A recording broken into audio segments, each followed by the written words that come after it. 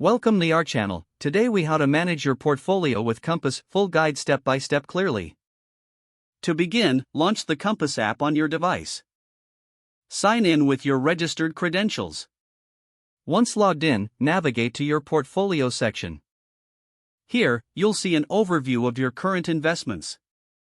To add a new asset, click the Add Asset button. Search for the specific asset you want to invest in.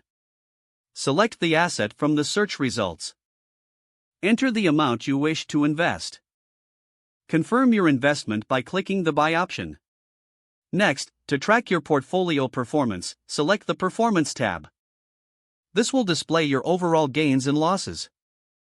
You can customize the time frame for performance analysis. To diversify your portfolio, explore different asset classes.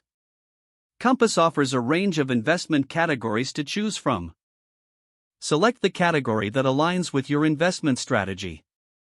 You can also set alerts for price changes or market news. To do this, go to the Alerts section.